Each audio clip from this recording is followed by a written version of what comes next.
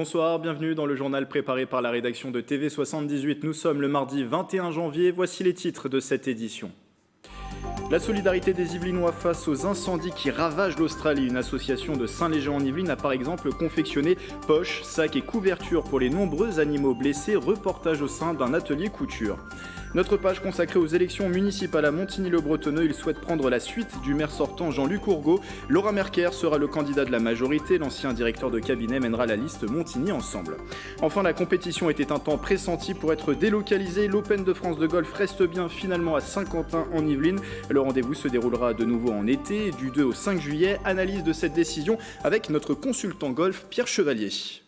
Présentation aussi dans cette édition de la plateforme Vivrou. C'est un service destiné aux entreprises pour leurs collaborateurs. Un objectif, trouver le logement idéal.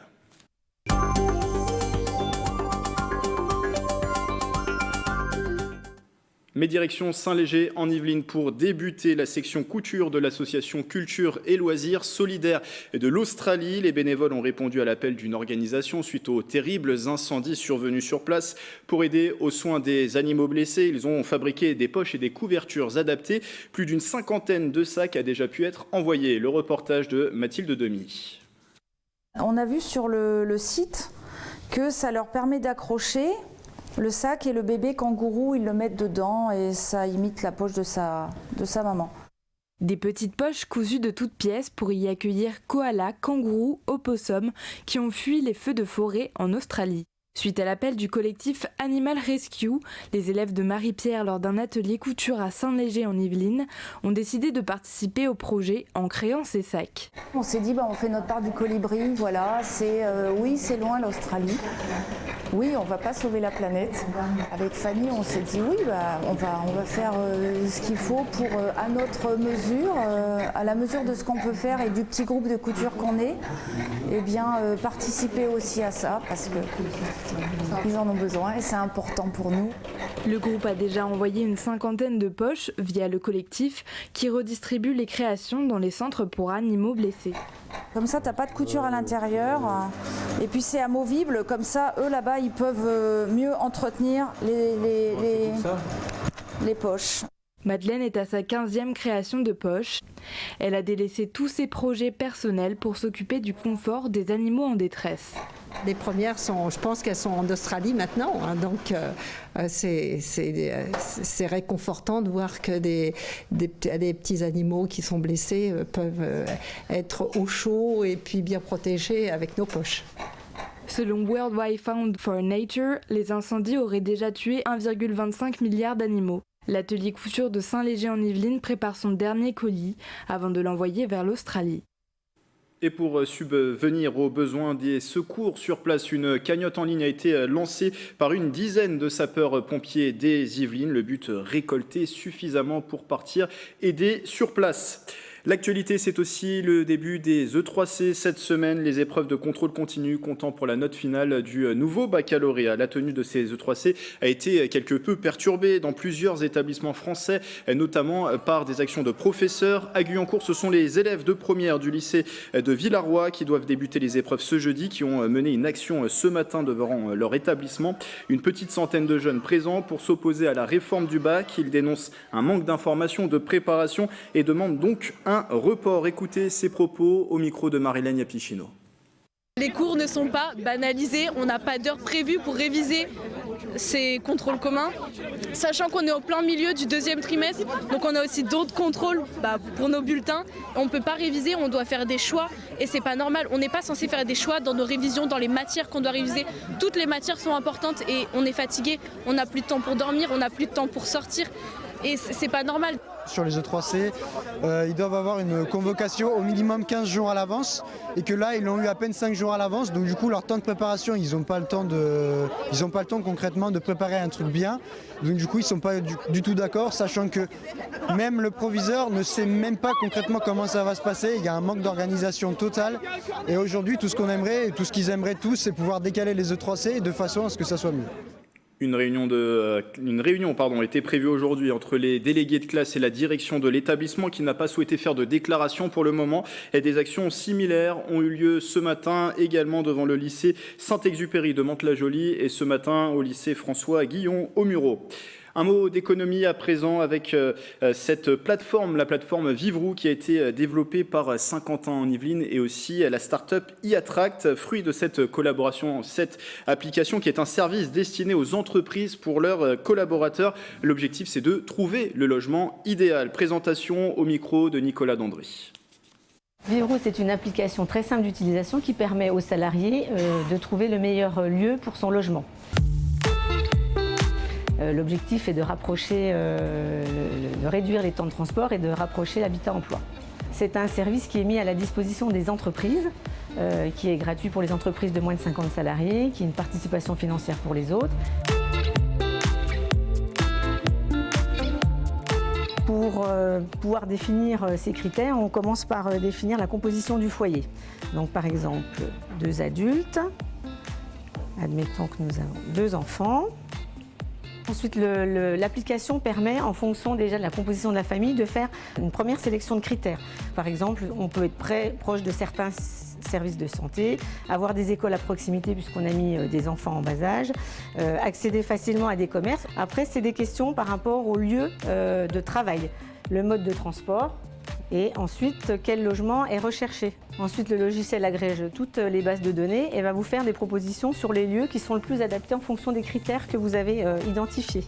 Si vous cliquez sur une des communes qui a été proposée, vous pouvez explorer le lieu, avoir accès à tous les services sur la commune en particulier, sur tout l'environnement, et puis vous avez accès à toutes les offres des agences immobilières, soit particulier à particulier, soit le Bon Coin, donc toutes les offres qui correspondent aux critères demandés.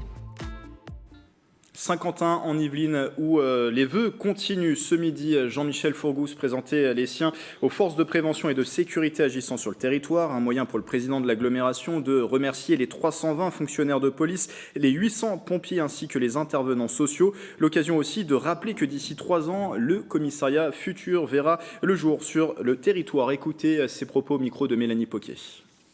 Il y a un chantier qui est en train d'être élaboré et qui va concerner la coordination du commissariat de Guyancourt, de Trappes et d'Elancourt pour bien sûr améliorer la rapidité d'intervention, pour améliorer la prévention, pour améliorer la coordination. On entretient un étroit partenariat et donc le dialogue avec les élus est tout à fait permanent, fructueux. Vraiment on travaille de concert pour assurer de la meilleure manière possible la sécurité de toutes les communes de la circonscription d'Elancourt. Nous devons au quotidien travailler main dans la main avec les forces de sécurité pour assurer parfois notre propre protection et à l'inverse, nous aussi les sécuriser. Des vœux également à La Verrière. En fin de semaine dernière, pour la cérémonie, la maire Nelly Dutu a souhaité mettre les talents de sa commune à l'honneur. Après un discours rappelant les conflits internationaux, les luttes sociales en France et l'urgence climatique, 17 Verriérois ont été mis en lumière pour leurs actions. Ils sont sportifs, artistes ou membres associatifs, tous remerciés par la commune pour leur énergie. Marilène Pichino pour les interviews. Un bon tiers des gens d'ici sont là depuis très longtemps. C'est eux qui façonnent cette ville depuis longtemps et puis de génération en génération, ce qui donne une histoire et une spécificité à La Verrière et il faut la saluer cette spécificité. Et je vous assure que ça, c'est pas la moitié de ce qu'il y a comme talent sur La Verrière. Il y a énormément de gens qui sont en attente de pouvoir libérer les énergies, et c'est ça que je veux, c'est participer à cette libération. On reparle vœux à La Verrière, mais tout à l'heure dans notre page dédiée aux élections municipales. Une bonne nouvelle pour le golf national de Saint-Quentin en Yvelines. L'Open de France sera bien organisé dans les Yvelines du 2 au 5 juillet. L'officialisation, je vais y arriver, est tombée en fin de semaine dernière. Le Golf National de Saint-Quentin en Yvelines accueillera bien une nouvelle fois l'Open de France de golf. L'événement qui s'est tenu pour la précédente édition en octobre revient également pour une session estivale. C'est du 2 au 5 juillet sur le site localisé à Guyancourt. On en parle avec Pierre Chevalier. Bonsoir. Bonsoir. Notre consultant golf sur TV78. Alors c'est le Tour européen, promoteur du tournoi, qui a confirmé l'information à la Fédération française de golf. On précise que la compétition avait été un temps prévu pressenti pour être déménagé dans le Var. Est-ce que c'est une bonne nouvelle? Comment vous l'accueillez? Oui, c'est plutôt une bonne nouvelle pour le golf français et le golf en France et dans les Yvelines en particulier. C'était le serpent de mer qui s'était articulé finalement depuis la fin de la Ryder Cup 2018, en septembre 2018 au Golf National, avec ce doute qui planait et qui avait été annoncé lors de l'édition 2019, en octobre dernier, de l'Open de France, qui avait été délocalisé déjà, qui avait été déclassé en termes de calendrier international et qui s'était retrouvé au cœur de l'automne au Golf National. Et il y avait ce doute qui planait. Le Tour européen avait émis l'idée que cela puisse, comme par exemple l'Open britannique, The Open, être délocalisé chaque année, c'est-à-dire et après changer de lieu par rapport au Golf National. Et un des deux lieux qui avait été retenu dans le sud était le complexe de Terre Blanche, au même titre que le golfe du Médoc, près de Bordeaux. Et pourquoi il fallait qu'il reste à Saint-Quentin-en-Yvelines? On précise que le rendez-vous est présent sur place depuis 2002. Voilà, depuis 2002, il a été itinérant dans l'histoire, l'Open de France, mais depuis 2002, il est fixé au Golf National. Et il y a plusieurs raisons qui font que c'est à la fois une bonne nouvelle et que cette compétition puisse rester au Golf National. D'abord, l'Open de France, Golf National, ça sonne assez bien. Deuxièmement, c'est un vrai stadium de golf. Ça n'est pas à dire que le domaine de Terre Blanche n'est pas non plus fait pour le spectacle golfique. Oui, mais dans la Saint-Quentin-en-Yvelines, il y a eu la Ryder Cup déjà, récemment. Et la conception même du terrain et du golf, du parcours du Golf National de l'Albatros a été fait avec des buts naturels qui font autant de gradins naturels sur l'ensemble du parcours et qui a d'ailleurs donné énormément d'avantages et de points de visibilité pour les spectateurs. Et puis, il ne faut pas oublier aussi que c'est un investissement un long investissement qui a démarré en 2010 quand on a su que la France organiserait la Ryder Cup 2018 en l'occurrence. Et donc, énormément d'efforts et financiers ont été faits par la Fédération française de golf, par les licenciés de golf en France pour pouvoir mettre le parcours à niveau. Désormais, c'est un vrai parcours de championnat qui est plébiscité par tous les joueurs.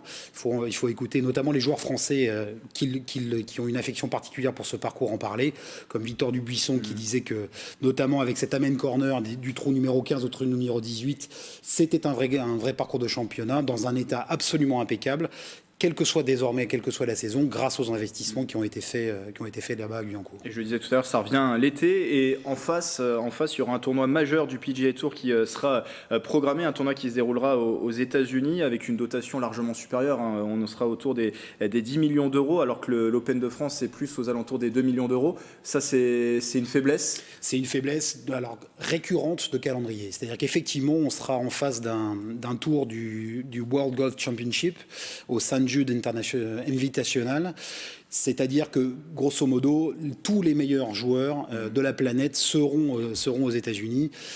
On ne peut que le déplorer pour le plateau et l'affluence qu'il peut y avoir intrinsèque grâce au plateau que peut attirer le Golf National. On devrait avoir les meilleurs joueurs français, une partie des meilleurs joueurs européens, mais les Américains et les tout meilleurs européens seront aux États-Unis. Ouais.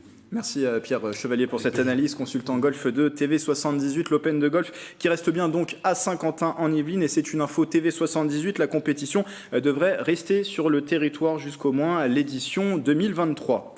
Connaissez-vous les origines du Festival de Cannes? Le célèbre événement de cinéma devait se tenir pour la première fois en septembre 1939, volonté à l'époque du ministre de l'Éducation nationale Jean Zay pour contrer la Mostra de Venise sous domination fasciste. Le festival ne se déroulera finalement pas en raison de l'entrée dans la Seconde Guerre mondiale. Une exposition, vous le voyez à l'image, revient sur cette épopée. Elle est proposée à la bibliothèque universitaire de l'UVSQ à Guyancourt jusqu'au 30 janvier. Documents d'archives, images de l'époque sont visibles. Les propos sont collectés par Patrick Jacques de Dixmude et Rémi Lefebvre. C'est Jean Zay qui, à l'intérieur du cabinet, était ministre de l'Éducation nationale, mais en charge également de tout ce qu'on appellerait aujourd'hui la culture. C'est lui qui a vraiment fait pencher la balance pour que le festival ait lieu. C'est un antifasciste convaincu et il a été comme d'autres choqué par l'évolution du festival de Venise quelques mois auparavant qui devient un festival fasciste, contrôlé à la fois par Mussolini et par Hitler. Et donc il faut réagir, mais la France ne peut pas réagir seule et elle est aidée par Hollywood. Et c'est très intéressant, c'est ce que des travaux récents ont bien montré, et un colloque qui a eu lieu il y a quelques mois, c'est que sans l'aide d'Hollywood, effectivement, ce festival de Cannes était impossible. Jean Zay, tué pendant la Seconde Guerre mondiale, ne verra même pas le festival de Cannes. La première édition se tiendra sur la Croisette en 1946.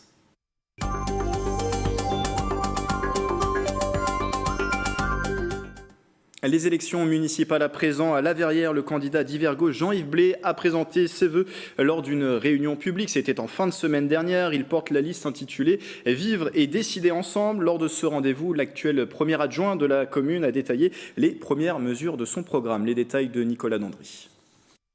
Ouverture des centres de loisirs jusqu'à 19h, création d'une équipe de médiateurs pour la tranquillité publique en fin de journée, nocturne de l'accueil mairie jusqu'à 20h, les premières propositions concrètes de la liste Vivre et décider ensemble portée par Jean-Yves Blé, un programme global pour la ville de La Verrière. On veut relancer une attractivité pour notre ville. Notre ville se meurt, les gens partent, ne veulent pas y rester. On le voit, on discute avec les gens. On est à l'affût des besoins du bien-être de nos habitants, que ce soit dans le quartier du Bois de l'Étang, que ce soit au village ou Orly Park, et pour le futur quartier Gare Bécane. En plus des projets d'aménagement d'Orly Park et des Bécanes, il y a la rénovation du quartier du Bois de l'Étang. Jean-Yves Blé porte un programme de démolition partielle, la destruction d'environ 180 logements, soit un bâtiment. Revoir les appartements aussi, puisque une réhabilitation, ça passe aussi par les habitants à l'intérieur, avec une priorité de ceux qui restent, et puis avec une charte de relogement qui sera signée avec les habitants, où on garantit qu'ils seront relogés là où ils le souhaitent. On peut penser par exemple à réunir les deux écoles, qui aujourd'hui, vous avez une école maternelle dans un coin, et puis un groupe scolaire de l'autre. Autre point du programme pour les habitants sans complémentaire, la mairie pourrait négocier des prix attractifs auprès des mutuelles. Une mesure au cœur des échanges de la réunion sur la santé prévue mercredi 22 janvier à 19h au Scarabée. À Montigny-le-Bretonneux, le maire sortant d'hiver droite, Jean-Luc Ourgaud, ne se représentera pas en mars prochain. Il avait pour rappel succédé à Michel Laugier, devenu sénateur des Yvelines en 2017. Et pour conduire la liste de la majorité unimontaine, Laurent Merker, bonsoir. Bonsoir. Alors vous conduirez la liste Montigny Ensemble, une première candidature pour vous. Vous avez été directeur de cabinet sur les mandats des maires de Nicolas About, Michel Laugier et Jean-Luc Ourgaud. Pourquoi sortir de l'ombre, en quelque sorte, et vous lancer dans cette démarche? Eh bien, je pense que au fil de toutes ces années où j'ai appris à connaître la ville, à gérer des dossiers très importants et à rencontrer aussi beaucoup d'habitants, lorsque l'on cumule cette expérience, il y a un moment dans la vie de chacun où on franchit une étape et on se sent prêt pour passer à autre chose. Et ce rendez-vous du 15 mars arrive pour moi comme le moment en parfaite adéquation avec ça. C'est le moment pour moi d'y aller, je pense. Donc une expérience qui remonte à 2001. Vous avez presque 20 ans du coup d'expérience à ce poste. Que vous a-t-il appris ce poste et à quoi ça va vous servir dans cette aspiration à devenir maire, justement? Le poste de directeur de cabinet, j'ai pu m'en rendre compte en discutant avec des habitants encore tout récemment. Tout le monde ne sait pas forcément très bien ce que c'est. C'est le premier collaborateur du maire, c'est donc celui qui est en charge de mettre en musique, en application la politique avec l'administration. C'est celui aussi qui est le relais avec les partenaires institutionnels, l'agglomération, la préfecture, et bien sûr qui est aussi en lien avec les habitants, les associations. Donc ça permet à la fois d'avoir une vision précise de la ville, des enjeux qui peuvent se poser pour la ville, de connaître les dossiers structurants qui la concernent, et en même temps d'acquérir une connaissance à la fois des quartiers et des personnes pour pouvoir mener à bien ensuite une fonction d'élu local. Dans le cadre de ma fonction, j'ai toujours été sur le terrain.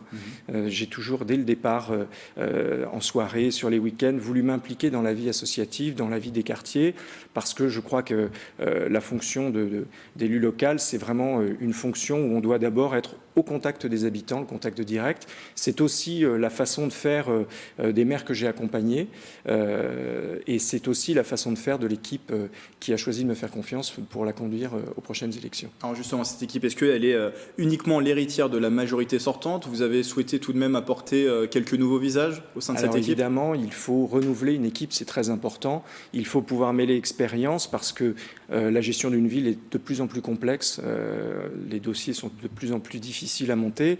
Et donc, il faut des gens qui aient une certaine expérience. Mais en même temps, il y a un vrai besoin d'avoir un regard neuf qui viennent s'ajouter à cela. Donc j'ai souhaité renouveler à 50% l'équipe à peu près, de façon à pouvoir mixer ces deux éléments. Une liste que vous revendiquez sans étiquette, même si vous êtes plutôt de sensibilité centriste? Alors, c'est absolument. Moi, je suis centriste. Je n'ai jamais été encarté dans aucun parti. La liste que je conduis est une liste d'ouverture. Elle a toujours été historiquement une liste dans laquelle on comptait une bonne proportion que l'on qualifie de centre-droit. Mais elle a toujours été ouverte et elle a toujours accueilli des gens d'autres sensibilités et surtout aussi beaucoup de gens qui ne sont pas encartés comme moi, mais qui avaient envie de faire des choses pour leur ville. Est-ce que d'éventuels soutiens, par exemple, du Parti Les Républicains, de l'UDI, je sais qu'il y a aussi des discussions avec La République En Marche, est-ce que vous les accepteriez, ces soutiens ? Effectivement, je n'ai pas sollicité, moi, de soutien auprès d'aucun parti. Par contre, certains partis m'ont fait l'honneur de m'apporter leur soutien. J'ai ainsi le soutien de l'UDI, par exemple, le soutien des Républicains. Je n'ai pas sollicité le soutien de La République En Marche non plus. Effectivement, j'ai pu avoir des discussions avec eux. Mais encore une fois, ce qui m'intéresse avant tout, c'est de prendre avec moi des personnes qui ont envie de se mobiliser pour leur ville. Alors avec cette équipe, il y aura 3 priorités pour votre programme.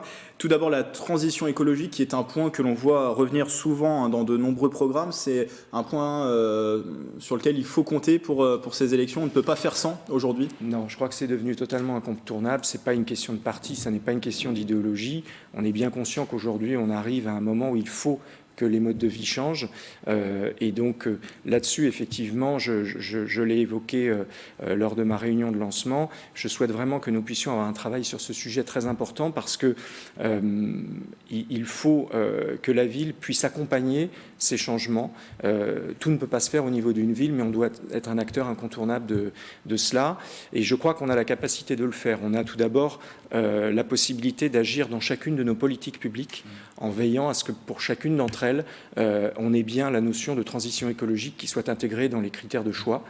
Et ensuite, on a aussi, par le biais de l'exemplarité, par le biais de la sensibilisation, par le biais du faire ensemble, des choses qu'une ville sait porter avec ses habitants, le moyen d'accompagner cette transition écologique et de faire tout notre possible, contribuer à notre échelle en tout cas pour que les choses puissent évoluer favorablement sur ce sujet. Il y a un autre thème sur lequel les habitants sont de plus en plus attachés, c'est la sécurité. Qu'est-ce que vous prévoyez sur ce thème ? Sur la sécurité, alors évidemment Montigny n'est pas la ville qui présente le plus de problèmes de sécurité aujourd'hui. Pour autant, Montigny ne vit pas dans une bulle et on a des problèmes d'incivilité et parfois de délinquance comme partout.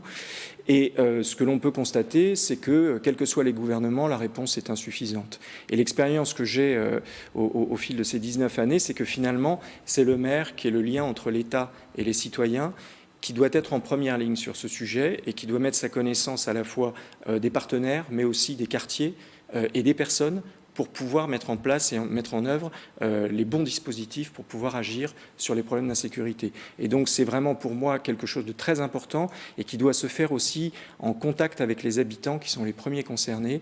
On fait déjà ce travail aujourd'hui, on travaille beaucoup avec des amicales de locataires par exemple, qui sont pour moi des partenaires incontournables, car ce sont eux qui ont la connaissance de ce qui se passe dans les quartiers et c'est à leur côté qu'on souhaite mener cette politique. Alors ça c'était pour le deuxième pilier. Le troisième pilier, c'est la réhabilitation du secteur dit de l'hypercentre autour de la gare de Saint-Quentin-en-Yvelines. La ville et l'agglomération ont lancé une concertation pour la rénovation de ce quartier qui a été achevé, on le rappelle, en 1987 et qui est jugé aujourd'hui vieillissant. Pourquoi c'est un projet important pour la ville et comment finalement rendre ce quartier plus attractif ?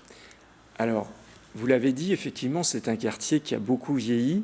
Il connaît beaucoup d'usagers. Il concentre aussi énormément de choses. Et à l'époque de sa conception, on favorisait le minéral, on favorisait l'automobile aussi. Aujourd'hui, les gens aspirent à plus de végétal, à plus d'espaces piétonniers et aussi à ce que l'on puisse créer des lieux de convivialité. Donc il y a nécessité de travailler sur tous ces sujets. Et sur ces sujets-là, nous avons souhaité lancer une concertation avec la communauté d'agglomération en associant les habitants, parce que c'est un quartier économique, un quartier étudiant très important, mais c'est aussi un quartier d'habitation. Et donc il faut que les habitants soient concernés par le sujet. Pourquoi aussi nous souhaitons tant faire évoluer ce quartier? C'est parce que on a pu voir ces dernières années qu'en faisant de gros efforts sur la gare, en faisant des efforts sur les espaces publics qui jouxtent la gare, on a vu immédiatement derrière des opérations importantes pouvoir se faire, comme la transformation de l'immeuble international, celle de l'immeuble de la Poste. Donc on comprend bien que quand la collectivité investit sur l'espace public et réalise des espaces qualitatifs, ça entraîne derrière des mutations importantes, y compris dans le privé. Aujourd'hui, il y a un enjeu très fort sur le centre commercial, on le sait tous, et je pense que notre rôle à nous, ville et intercommunalité, c'est de faire ce qu'il faut au niveau des espaces publics, à la fois pour rendre le quartier plus agréable pour les habitants, mais en même temps plus accueillant pour les gens qui viennent travailler là, et inciter également les privés à pouvoir faire évoluer aussi leur patrimoine. Il nous reste quelques secondes. Vos prochains rendez-vous de campagne Alors nous allons tracter sur les différentes places de la ville le premier week-end de février. Il y aura également une réunion publique à nouveau à la salle Jacques Brel le 26 février, où j'espère que nous accueillerons autant de monde que la semaine dernière. Et puis ensuite, nous continuerons de tracter jusqu'à l'élection. Merci Laurent Merquier, tête de liste de Montigny Ensemble, représentant de la majorité sortante. Et face à vous, pour ce scrutin, au moins 2 autres listes. Montigny Solidarité, conduite par l'ancien conseiller municipal d'opposition Pierre Desjean, et la liste M, conduite par un binôme, le conseiller municipal d'opposition actuel, Vivien Gasque, et également Caroline Scao. Voilà, c'est la fin de ce journal. Merci de l'avoir suivi. Très belle soirée sur TV78.